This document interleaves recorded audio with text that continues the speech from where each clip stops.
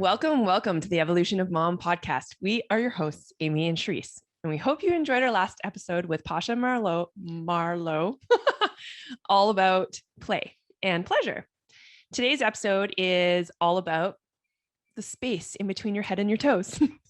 So we're going to talk a little bit about that, but are you in touch with kind of that space in between your legs? Because I know we can feel our head and we can feel our toes, but there's an empty kind of space there. But are we connecting with the middle? That deep intuition. So this is something at the end of our call with Pasha, we were just talking and continuing to BS our way into this amazing conversation. And honestly, we could have kept recording that episode much longer. Yes. We had so much fun talking with her. And it was said beautifully by her that women are so connected to certain parts of their bodies and maybe not the ones that we need to be as connected with or not as much connected with. You know what I'm trying to say? Yeah. More. Yeah. So she said, lots of women can feel their head, they can feel their toes. What about the space in between? And we just loved that. Yeah, because that is something that we are both deeply on a journey of, to connect more with our bodies, connect more to it from a feminine space, connect to our deep intuition, which comes from that space. And it's funny because it's like, we haven't really, and this is one of the reasons why, and one of the big things about Pussy, a Reclamation, is it talks about how we often don't have a space for that and how we're like pretty much numb in that area. Like we're so disconnected for that area. And whether it is and it's hard to pinpoint where that comes from, but I know a lot of women are, right? A lot of women have trouble with orgasms. A lot of women, just growing up as kids, were kind of made to feel that was dirty or wrong or whatever. And so we learned how to cut it off at a pretty young age and suppress it. And it is our source of intuitive knowing. And it's a source, that womb space is actually a source of creation, right? I mean, we can actually build a life from nothing. We literally make humans. Yeah. So I think that was the big thing with that book, is getting you back in touch with that womb space, that thing that makes you a woman, and actually naming it so that you have a connection with it. Right. Yeah. I think there's power in naming parts of you. There really is, because then you can, we've talked about this inner dialogue and having different conversations with yourself and that inner voice that talks to you.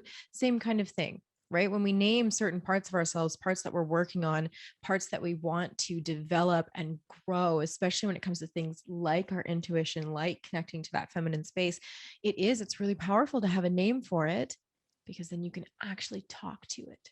Yeah. And I think you don't always have to talk to it, but I think it's that good way to start to bring awareness to it, right? And awareness, yes. To bring that awareness of what feels good, what doesn't feel good, right? So often, especially in the sex world, women say yes because we think that is our duty, right? I know in my marriage, I got really stuck in my part of my wifely duties, and part of my duties to my husband was to just say yes. Didn't really matter fully whether I wanted to or not. It was kind of just something that I went along with, which actually turned into another job, right? It was okay, now I have to do this, I have to do this, I have to do this, and then when I get into bed, then I have to do this. Another should. Yeah, it was I should do this, and I actually felt bad every time I would say no, or say I didn't want to do that or whatever. And it just got to the point that I was just kind of okay, one more thing, right? And yeah, we get so disconnected from that space, but that we literally have a button for pleasure. We're built for pleasure. So being in touch with that space and knowing what feels good and saying yes to that. And I think this is a super important conversation for us to have, because as women, often even in a relationship, we say yes, but we don't really feel like it. So saying yes from that turned on space, because that's something that you want, not because it's what you should be doing, is important. Because when you're in that space of connection and passion, then it's an easier lean into yes. And it's more aligned with you and how you're feeling physically in that moment. And I think that's really important. I don't think, like you said, we talk about this kind of stuff enough as women, because we're taught to really suppress and ignore that part of our body. from the way that we're talking about it. Like, yes, we're taught like hygiene. We're taught that our uterus creates life. You know, here's how you have babies when that's your time for your life to do so. But I mean, that right there, honestly, having a baby is magic. What happens in your body and what has to happen on an anatomical level, everything has to be perfect. It has to be a perfect hormonal level, a perfect temperature. Everything has to meet in the perfect place. Like the fact that people get pregnant as often as they do, once you understand the anatomy of it, is insane. It is so magical, actual magic that happens in that space. And it's just so good. It's amazing, right? But if we're looking at it as a space of like, it's there to serve men and it's there to house a baby, like it's not really our own. It's still separate. Yeah. Yes. Right. Like it belongs to everybody else but our own. And I think getting in touch with it and that, like, finding out what turns you on and turns you off, like those are super important things, right? Because we often betray ourselves. We often say, like, how many times do you say yes when you really want to say no? Right. And the more that you can actually get in touch with that space, the more that you can actually understand, oh no, like I actually really want to say no right now. I know, like, I'm feeling it a ton more. And I'm like, oh, there's my intuition. Actually, it is bang on and I can trust it. And the more that I learn how to surrender and trust my own body and feel safe in my body, the more that like everything just kind of flows smoothly around it. Someone said to me, like, we always say our gut is our second brain. So our gut is our intuition. And then someone told me, but for women, the next deeper level of our intuition is from that womb space, is from that feminine space. And going back to that space not being our own, right? Because we connect it to our partner, we connect it to having children, which we can find gratitude for and find beauty in, right? How beautiful is it we can have children? How amazing is it that we can connect with our partners that way? But are we really taking the time to find, like you said, what our pleasure is? How many times are you actually verbally expressing your needs, your likes, your joys? And do you even know what they are? Are you connected enough to that space to even know? It's the same as when we talk about anything else. Do you know what brings you joy? Do you know what fills your cup as a woman? Do you know what feeds your mind in a positive way? This is the same thing, right? It's just connecting to that space for yourself as an individual, as you, as a woman, and then expressing that need when you need to. Well, the more you're connected to that space is like the more that you can actually start recognizing what it is that you want and how to please it, right? Like that's probably one of the toughest conversations to have. Yeah. Is like, oh, like bedroom conversations is so tough. Oh, yeah. Right? Because you don't want to hurt anybody's feelings. And really, like, instead of saying, oh, maybe like you went a little too quick there. Can we just do this a little bit more? We just get scared and we just don't say anything. Well, there's that fear of losing love, right? Yeah. Usually, typically when we keep that kind of stuff to ourselves, we're thinking about the other person. We're not thinking about ourselves. It's not going to keep us more, it's not giving us any value by not sharing those things. We're thinking about the other person. We're scared of losing love or how we're going to hurt their feelings. Or so, I mean, it definitely relies on healthy communication. For sure. And I really think we should dive into like relationships and communication and those kind of things in the future, because I think this would lead into that beautifully.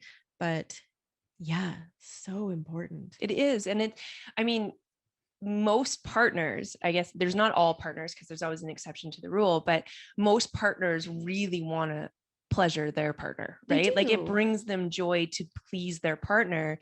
And if you're not saying your truth, like, oh, I need you to slow down a little bit more, or maybe like, don't go in right now, right? Like taking an extra second to do a little bit of romancing or like kisses or whatever it is, that can give you that little bit more space to turn on, and that can make it that much more enjoyable. And then it's an act that both of you are doing together. That's right. Yeah, that's right. And then you're connecting deeper together, even though that might have been an awkward conversation at first, but actually you tuning into that, and you tuning into your pleasure and your joy, it actually really helps your partner connect with you on so many different levels, not even just physical. Yeah. So this is something that is very new for me.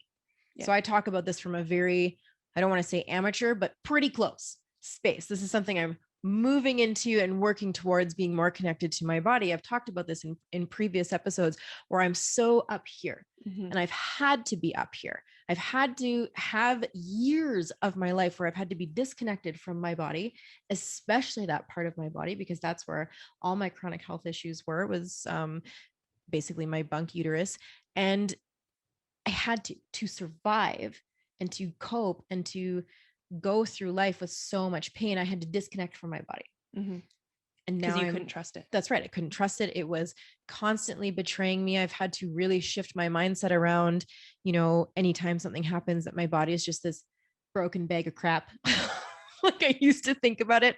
And now I'm learning to honor it and love it and hold this huge different space for it. And that's been a huge transformation for me, even over the last 6 months, let's say. And so now diving deeper into my body and into that space where I hold so much trauma has been such a beautiful journey. And it has only been a very short one, but I feel entirely different already. And it's very common for trauma to throw you into a space of disconnect from your body. Yeah. Right. You become more right-brained. What am I? Left-brained. And masculine, right? You get kind of forced into this masculine space and you disconnect from your body as a survival mechanism. Right. So there's so many reasons. It can be our upbringing. It can be trauma. It can be beliefs that were put onto us of why we don't connect in this space. I mean, even society, right? Why we don't connect to this space. So yeah, getting to where and what that means to you, I think it can be really fun. It can be really fun, and it can just be this new adventure where you're connecting with yourself in a different way. And as always, when we do this, it ripples out into your life. Yeah. Right. We talked about, not last episode with Pasha, but the one maybe before, of me coming out in a bathing suit. Yeah. And how different that was. We talked about it with Pasha too. Did we? Yeah. Yeah. I think that might have been an after thing though. Maybe. I don't know. Yeah. Well, so many good conversations. But right. It's different. Me connecting to this space that is mine, that is my personal womanhood in that space, I'm projecting differently. Already Chris and I are connecting differently. Yeah. So again, that ripple effect, when we work on ourselves, when we connect to ourselves, when we create beautiful mindsets for ourselves, the ripple effect out. Yeah. Well, and we've heard it so much, right? Like you can't love another, you can't until you fully love yourself. And being disconnected from that, like I have sexual trauma with that, but I also have relationship trauma. Trust. I have school trauma from back, I grew up in a Catholic school. So I have a ton of different relatable traumas. And so learning how to trust myself and to feel safe in my body. And this is part of me developing this pleasure practice for myself, is that I'm learning how what it is that I want, right? It's so funny because men pleasing themselves, self-pleasure for men, is talked about all the time. And totally it's normal. Totally accepted. Socially accepted, totally normal. It's actually something that we just automatically assume all of them do. And if they don't, you're like, really? Yeah. But a woman self-pleasuring is more frowned upon, right? It's not really talked about, or there isn't really any discussion about that. And I think it comes back to somebody only loves you as much as you love yourself, right? And so the more that you know about yourself, if you don't even know how you like to be pleasured, then how can you even bring that up to somebody else, right? But then you can have sex and then feel resentful afterwards because you maybe didn't speak up, you maybe didn't really know what it was that you needed.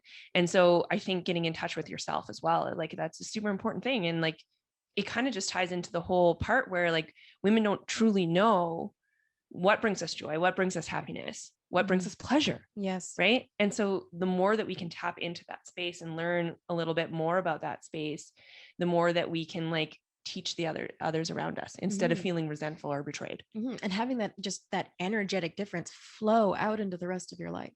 Yeah. Yeah. I love it. I don't even know the conversations we have been led to on this journey. I apologize if you're getting sick of the pussy talk right now, but I think it's such an important thing. And it's something that not a lot of people but it's not a lot of people are actually talking about it, but we have become very disconnected as women. And in turn, women are such pillars in their family that the more disconnected we are from ourselves is the more that we're disconnected from everything. Right. Yeah. And so getting in touch with that space again and getting in touch with ourselves and like having a relationship, that space is not just empty space. No. Right. It's full with something like lush and beautiful and that brings us great pleasure. So and get to know it. Yeah. And it's not just this another anatomical space of your body. It has actual superpowers, magic. It creates people. It does. And it just, when you can tap into that and that kind of energy and that kind of flow and that kind of femininity, I mean, watch the ripple effect. Yeah. Trust me. Yes. So, I mean, I don't know what we're going to do for a takeaway. Like how maybe I think it, I mean, and you don't have to like call it pussy and you don't have to like, but get in touch with that space, right? Like find a name for it. Do you want to share your name? I could share my name. So mine's just pussy, but which I love. Very you. So one of the first practices that was brought to my attention when the universe was literally screaming at me to connect to this space, to connect to my body, to connect to that side of my brain, to connect to feminine energy. It was like, well, have you talked to your vagina lately? It's like, no, I haven't. We don't have conversations. We don't even have a relationship. I'm learning to like go down like past my neck. She's a real bitch, right? She's like, we're a little separate for a lot of reasons. And so and of course, initially you're like, well, this is stupid. But so many avenues in my life were telling me that this is what needed to happen next for my growth, for my connection into my body. And so sillily in my own little way, sat there and I was like, so what's up? And you would not believe the instant powerful shift, because I don't have a connection to that space in my body because of trauma, because of all the pain and issues it has caused me. I instantly cried. So I instantly knew that this was something that needed to be addressed. Yeah. I've had so much, I'm going to get emotional now. I've had so much hatred for that part of me. And so to talk to it like we're friends. And I just sat in it more of like a meditation and just allowed whatever to came in. And we had a little conversation. It wasn't long. It was very emotional driven. And the word lotus came to my mind. So that's her name. Yeah. And it's neat though, like, cause now you can get reacquainted, right? Yes. Like you spent so much time shutting yourself off from a very real part of you. Yeah. Which doesn't allow you to connect on that deeper, intimate level if you're shutting yourself off, right? So opening yourself up to loving yourself and everybody else deeper and greater, like that's a beautiful, beautiful thing. And it is, it's just that next level, a deeper level of self-love and self-understanding and self-respect for your body. Yeah. Right? Absolutely. Yeah. So whether or not it's like your pussy or your vagina or like just your womb space in general. Heck, name it Karen. Yeah. Who cares? It doesn't matter. But like, I urge you to have a conversation with it. And even if you don't want to have a conversation because that feels too woo-woo, just feel, right? Like focus, like start in like a breathing, nice, some deep breaths, feel your toes, feel your knees, feel upwards, like, and don't skip, don't jump to like the belly button. Yeah. Like feel that space and really honor it. Yeah. That it will make a huge difference. I swear to God, in just even knowing yourself. It's so important. Yeah. We need to add another body space to the head, shoulders, knees, and toes song. Yes. Right. There should be no gap there. There's too big of a gap. Head, shoulders, knees, and toes. No, there's a whole section here. Whoops. This is where if you're not watching the videos and we have all these hand gestures, you need to go watch on YouTube. I mean, I think we're funny. Yeah. Yeah. So that's our takeaway. So. have a conversation, get in touch with yourself. Thank you so much for listening. And if you know anybody that would find value in this episode, please share. That's always kind of the best compliment we can get. And if you have any feedback, please shoot us a message. We would love to hear from you. Leave us a review on the podcast. I think Apple Podcast you can leave a review. And as always, don't forget to put yourself first. You can't pour from an empty cup. That's right. Self-care is selfless. We would love to connect with you more. Thank you for being here. You can find us on Instagram. We also have an intimate Facebook community. We would love to have you in to connect with you in more of an intimate space.